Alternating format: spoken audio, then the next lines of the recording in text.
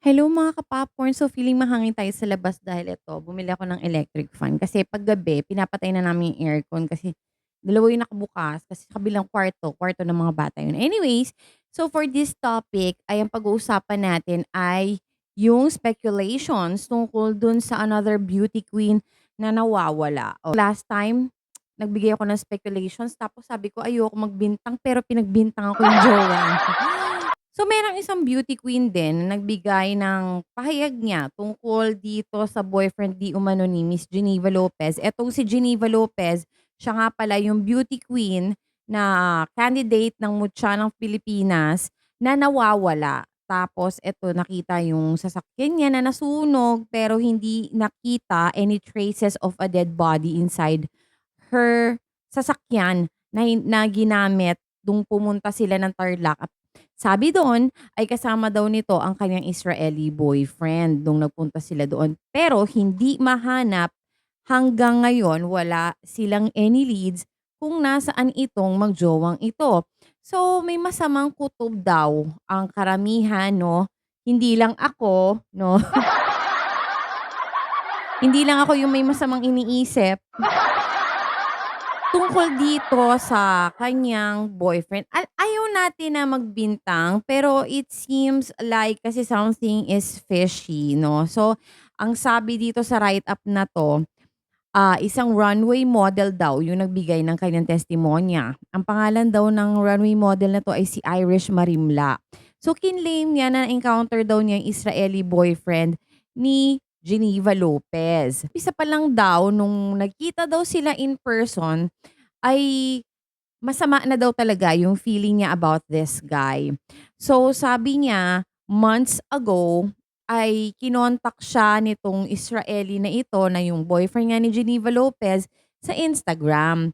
Tapos ishinare niya pa yung screen grab nung conversation nilang dalawa. So tanong daw itong si Itchak is siya yung Israeli boyfriend. So sabi, nagtanong daw siya tungkol kung paano daw gumagawa ng pera, ano daw ang trabaho, in short, nitong si Miss Runway model, no? Tapos hindi daw nag-reply itong si Irish. Sabi daw niya, ay parang di naman ako siseryosohin ito, hindi naman ito siseryosohin ng isang katulad ko. Tapos after nun, nag-message ulit si Israeli sa kanya. Tapos dun na nagsimula yung kanilang communication kasi sumagot na nga itong si Irish. Tapos nag-chat sa kanya sa Instagram, introduce his company or business, like sponsorship model to his brand. So apparently company owner pala itong si Israeli at kinukuha niyang endorser itong si Irish. So sabi, ay in-invite daw siya nito mag-hangout around Pampanga. Sa Pampanga din nakatira ito si Geneva Lopez, right? So after daw no, nag-hangout sila and then sabi niya he was trying to convince me to go in the car, go to his house or hotel. I said to him, no, it's okay. I will go home because my mom is looking for me at 10 p.m. And then nagalit daw. He got mad at me. After that, hindi na daw siya nakipagkita at wala na daw siyang plano ulit makipagkita dito kay Chuck kasi nga meron daw talaga siyang bad feeling about him. Sabi niya dito, sa coffee shop pa lang gusto ko nang umuwi kaso ang dami niyang kinuwento sa akin. Kaya napaisip ako na nililibang lang niya ako.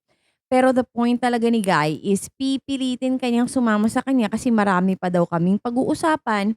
Kaso hindi ako sumama sa bahay niya dahil nga bigla ako nakaramdam ng masamang kutob sa taong ito. Oh my God. Talaga, trust your instincts, lalo na pagka babae ka, malakas talaga makiramdam yan. So sabi dito, the model also shared a video alleging that this was Yitzhak after she went outside and waited for a tricycle to take her home after the meet-up. Bigla siyang bumaba ng sasakyan niya at ginawa niya sa akin to. Siguro nagawa niya sa akin yun dahil hindi ako sumama at pumayag na mag-look around sa Angeles City. Sa video makikita daw na a man forcibly grabbed a woman causing her to fall on the road. Tapos the words F tourist could be vaguely heard from his lips. Tapos may sumisigaw na babae sa background. Sa sabad ng comment section ay may nireplyan nito si Irish. Tapos parang kiniklaim niya na hindi malabong may mangyaring masama kay Geneva because of that Israeli guy. I know kung anong gagawin niya kay Geneva Lopez dahil yan din sinabi niya sa akin. He want to go to another country with me. The model also claimed the encounter traumatized her, adding that she no longer interacted with people who were not from the area after that. Ayoko nang maulit tong nangyari sa akin. She also claimed that Yitzhak has not been made accountable for what he did to her. Wala daw siyang pinagsabihan ng kahit sino. Hindi pa niya napapanagutan ang mga ginawa niya sa akin at that time. Hindi ko nasabi sa family ko kasi makakadagdag lang sa problema namin at hindi ko alam ang gagawin ko. Pagkatapos ng pangyayari, mas pinili ko na lang sarilihin lang itong nangyari sa akin. Alam niyo talaga, promise, kasi vibe mo sa isang tao, 'di ba? Hindi naman tayo judger lang, hindi naman tayo mapanghusga lang. Parang feeling ko ay I would like to say this frankly, na I think that the boyfriend has something to do with the disappearance of Geneva Lopez. So, yun talaga yung nasa isip ko. Sumagi na siya sa isip ko kaya lang ayoko talaga maka-offend. But I have to say this that I have a strong feeling that it's somehow connected, right? Kasi kailan lang pala naging boyfriend ito ni Geneva at hindi pa malalim ang kanilang relasyon. 'Di ba? The fact na ito nga daw si Israeli marami daw mga ibang dine-dates at inaaya ng dates a couple of months ago. So I assume siguro mga 1 o 2 buwan pa lang silang mag-on nito ni Geneva. And hindi ko lang ma-recover yung video wherein sinabi na tinulak niya itong si Irish 'no, pero kung ganun nga talaga nangyari, ay nakakatakot naman talaga, 'di ba? So, ginawa niya sa ibang babae, hindi malabong hindi niya gawin ito kay Geneva kahit girlfriend pa niya. Kasi 'di ba siyempre the fact na wala siyang respeto sa ibang babae, it means na wala siyang respeto sa lahat ng babae, right? And eto na nga, ganito na agad yung nangyari. Ah, Recently lang sila nagkaroon ng relationship, nagkaroon na agad ng disappearance, nawala na agad 'to si Geneva. Without any leads without any information where she is. Now eto, hindi lang si Geneva ang nag-desaparecidas, ang daming desaparecidas cases recently. Ang daming missing people all over the country. If you try to look it up on Facebook, ang dami po talaga nawawalang tao. So mag-ingat-ingat po tayo guys. Thank you so much for joining me. I'll see you on my next vlog. Bye-bye!